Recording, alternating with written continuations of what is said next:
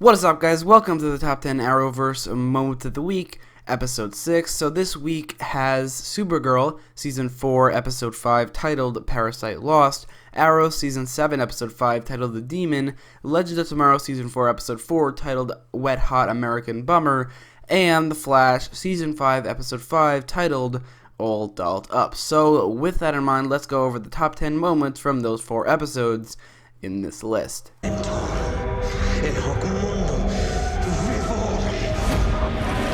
are you doing?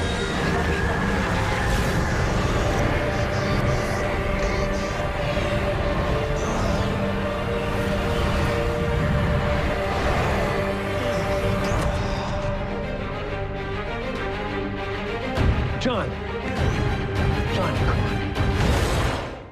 So there's been a pattern going on with Legend of Tomorrow, which is that Constantine is the sole provider of great moments in these episodes, and this episode is no exception. He was great in this episode. This episode was probably the best episode of the season yet, although that's not saying much, but Constantine was definitely very good in this episode, specifically in this moment where he saves this kid. This is obviously very reflective of the time that he couldn't save that other kid, which is Astra, which we didn't actually see on screen, but that was mentioned a lot on Constantine in the first season, the first and only season, and that was reflected here, where even though he can be a jerk a lot of the time, he does actually care about a lot of things, and that is shown in this moment.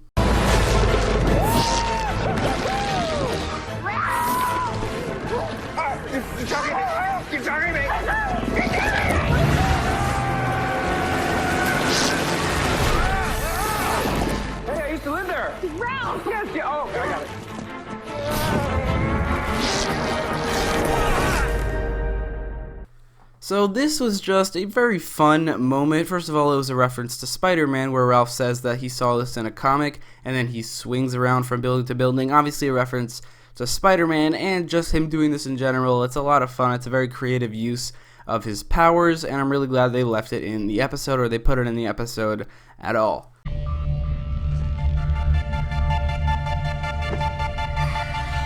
Powerless. We all are in here, brother. You see, you're wrong. You're not alone. Welcome to Metamax. And who are you? The name's Martin. There's lightning coming. And when it gets here, I promise it will. Best place to be is in the eye of the storm. With me.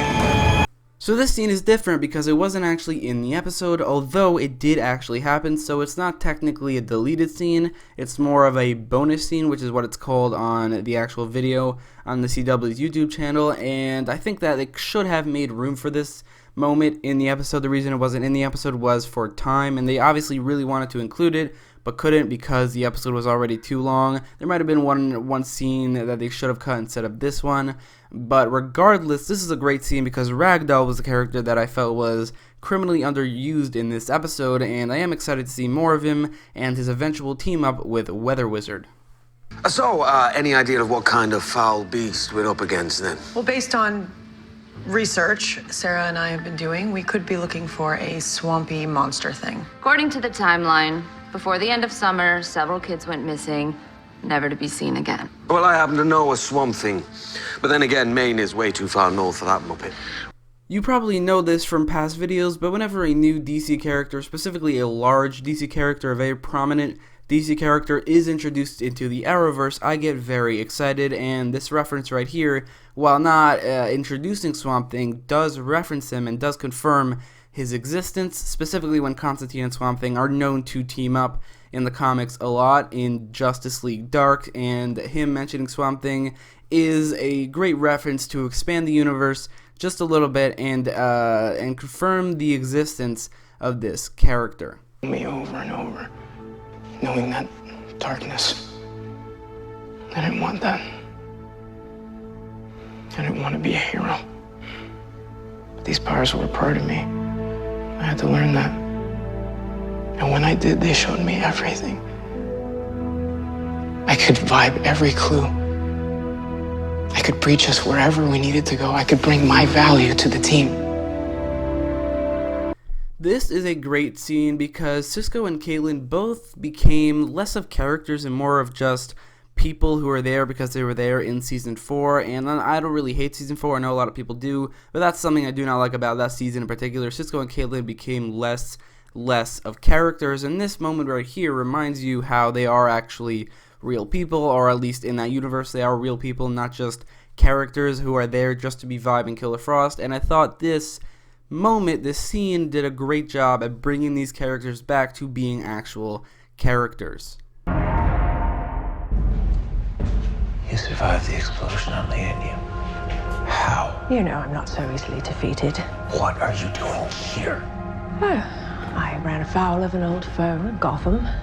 If you look at my most popular uploads, you can see that I love Batman references, and this reference is no exception. And the reason this one is actually better than most is because not only is it a great reference to Batman, it also confirms that the Al Ghul family, or at least Talia al Ghul, do have a past with Batman, which can lead to Damian Wayne being a thing. Could also lead or hint towards the fact that Ra's al Ghul actually does have a past with Batman, where in the Arrowverse before, it just felt like Oliver Queen stole Batman's villain, one of Batman's biggest villains for season 3, before he actually met Batman, and he died before meeting Batman. So this reference not only is a reference to Batman, but it does fix a lot of those problems, which is that Ra's al Ghul and Talia al Ghul have already met Batman in the past.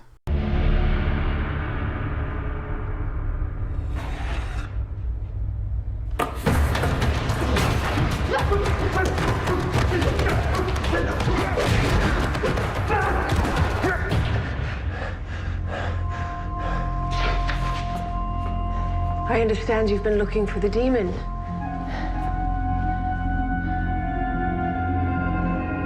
Talia. Right before that Batman reference, there was the demon reveal, a character who is being built up throughout the season 7, the first couple episodes of season 7, and for some reason, I did not expect it to be Talia al Ghul. My thought process for who it could be is the demon Arrow. It must be Ra's al Ghul, but he's dead. But then again, he is known for coming back to life, so he could still be the demon. And then I just moved away from Ra's al Ghul, thinking about who else it could be. I did not think it could be Talia al Ghul. I did not even think about that, and therefore it was a very unexpected reveal. And the fact that Talia al Ghul is back is great as well. So this is a pretty great moment. I know people who can help you. People who could stop your suffering.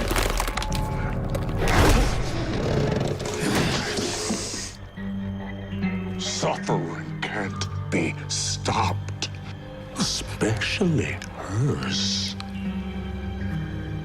If you touch Iris. Don't want to hear your pain, only your wife's.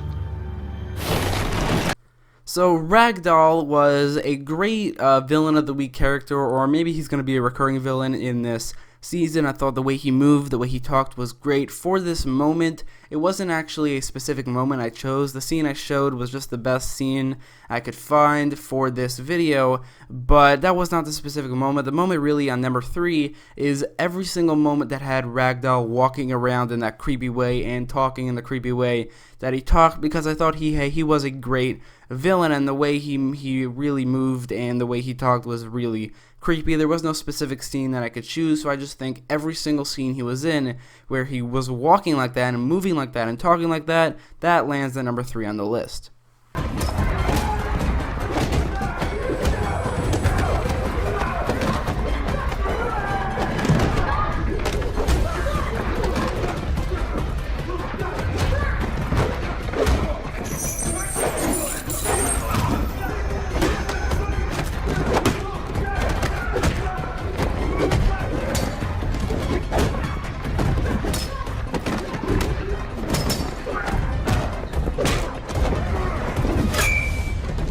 This was a genuinely awesome fight scene. Seeing Talia and Oliver face off against these guards together was dope because they have very similar fighting styles, so it just turned out to be a great fight scene because of it. Also, the fact that it's 2 people against a whole horde of people, it just makes them seem so badass. I just thought it was a very well choreographed, well put together fight scene, and it was worthy of this list.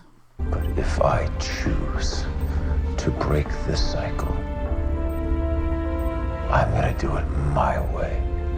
I suggest you hold very still. 4, 5, 8, 7.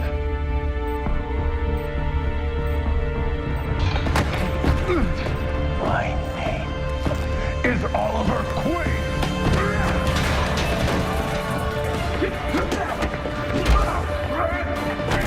This scene, this moment was amazing. They took this line, this iconic line from the show, "My name is Oliver Queen," and actually put it into a scene. Although they have done it before, I think they did it way, way better in this scene than in the season 3 finale of Arrow, mainly because of story reasons and pacing reasons and the fact that it came at the end or the climax of the story instead of the beginning of an episode. I think it works a lot better in this scene than it does in the season 3 finale, and it makes for an awesome, epic, amazing.